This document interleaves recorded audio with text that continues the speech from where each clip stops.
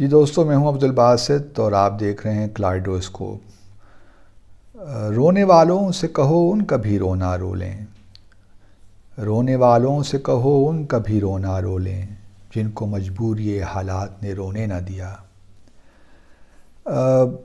دوستو، کیا بات کریں کہ پھر پاکستان میں احتجاجی مظاہرے شروع ہو چکے ہیں، اور کل لاہور میں پولیس کے کچھ اہلکار بھی شہید ہوئے، کچھ تحریک لبیک پاکستان کے لوگوں بھی انہوں نے اپنی جانیں گنوائیں، اور یہ اب مظاہروں کا سلسلہ ختم ہی نہیں ہو رہا۔ سمجھ میں نہیں آتا کہ پاکستان کو ہم کس طرف لے کر جانا چاہ رہے ہیں۔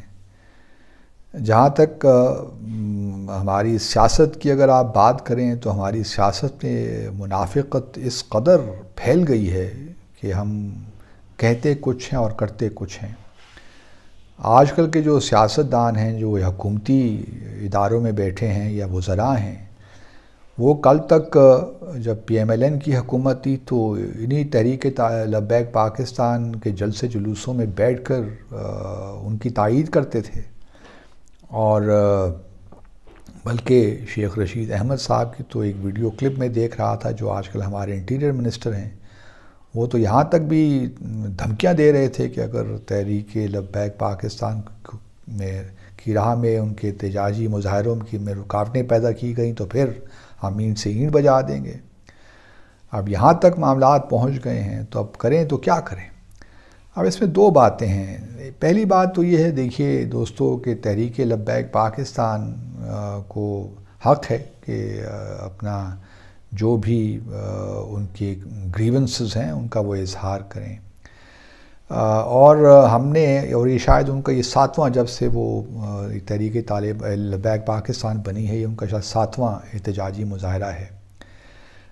یہ جو اس وقت ایک رو چلی ہے، یہ اس کا جو پس منظر ہے وہ بھی ہم جانتے ہیں کہ ان کی ڈیمانڈ تھی کہ فرانسیسی سفیر کو پاکستان سے دربدر یہاں سے نکالا جائے، کیونکہ فرانس میں ایک اخبار نے حضور صلی اللہ علیہ وسلم کے گستاخانہ خاکے شائع کیے، اور اس کے بعد ان کی ڈیمانڈ یہ بھی تھی ٹی ایل پی کی کہ جو ہمارے سفیر ہیں پیرس میں ان کو ہی واپس بلایا جائے، یعنی یہ کہ سفارتی تعلقات ہی ختم کیے جائیں۔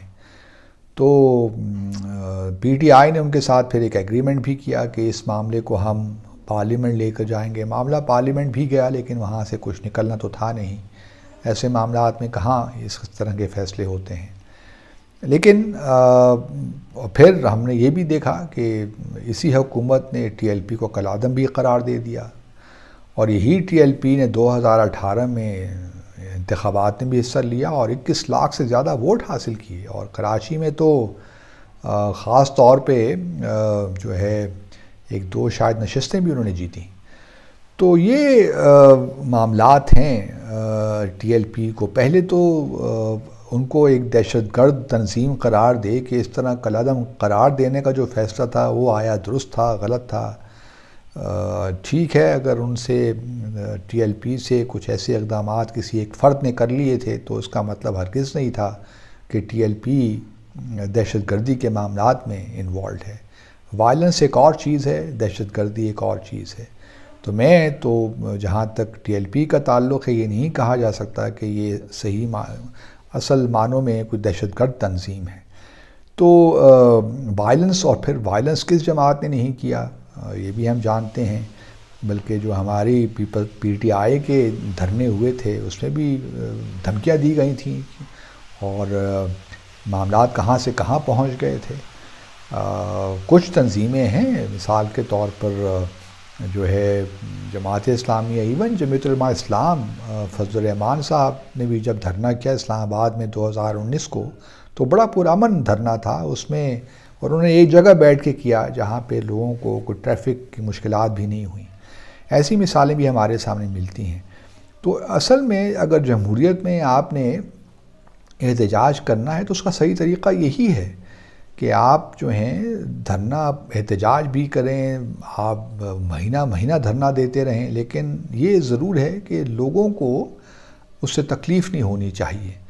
اور جس طرح ہمارا دین جس طرح ہمیں بتاتا ہے. لیکن کیا کیا جائے کہ جب تک لوگوں کو تکلیف نہ ہو اس وقت تک حکومت وقت بات بھی نہیں سنتی کسی کی. تو یہ ایک عجیب سا پیراڈاکسیکل سی سچویشن ہے.